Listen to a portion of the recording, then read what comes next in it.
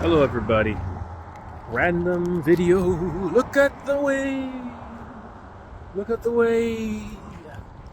Yep, I'm in middle of Lucan, Ontario. I'm here with my sister, my little pup, and you know, on a I had a pretty interesting, vivid mentalization. Realizing, yeah, whatever. I'm just gonna say it.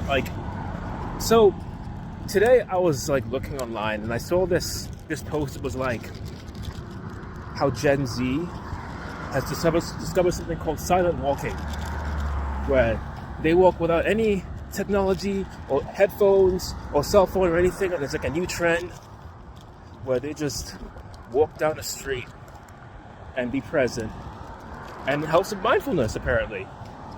And people were like, I for the first time got to see and experience what it's like for the older generation to look at us and be like, wow, these young kids they're just reviving the old.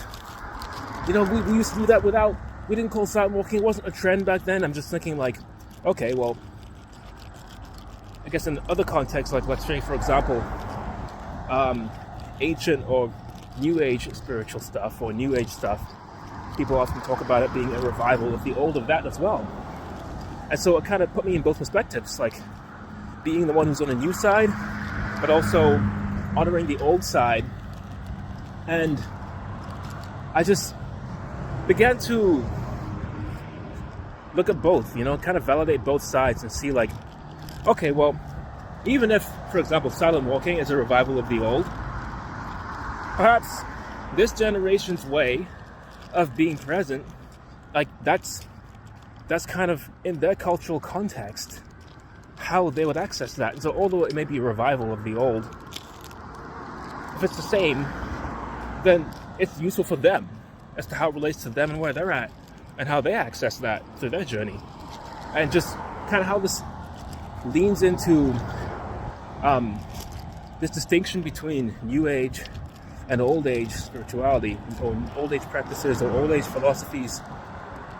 Anybody, whether you call it Krishna, or you call it Christ, or you call it the 0 point, or you just call it source, or purity, or whatever it is you call it, whatever school of thought you go to, whichever one that's for you, if it might be a revival of something, then maybe it needs to be a revival, because if it's the context of who you are and where you're at, and to somebody else who may be looking at that and thinking, oh, that's weird, that's new, that's something else, or looking back at, oh, they're outdated, it's well, no, I mean,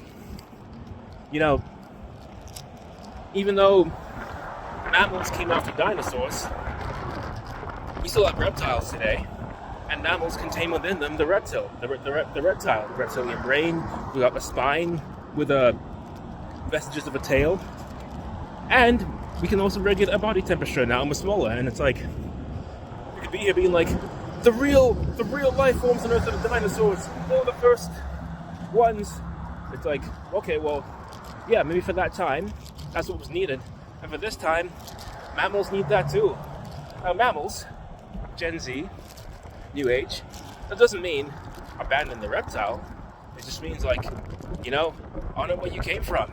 And reptiles, that doesn't mean the mammals are fake. They're the next evolution. It's what we need. And it's for example, in a society like ours where everyone's on their phone all the time, perhaps this fad of silent walking, as ridiculous as it may be, given that, well, disconnected and all that, but also in some ways more connected too, right? Because the internet's helped us. But it's what they need, and it's for their time. And so, just bring this back into full infinity loop spiral. If it's old, it's something we stand on and respect it. And if it's new, it's a move step forward to match the times and allow it. And let's not judge one another anymore for new age versus old age. And it's cool it's interesting just to enter all the perspectives at once and view them all through the center. through the zero. Yee! Yeah, that's enough today. I'm gonna enjoy the rest of the day.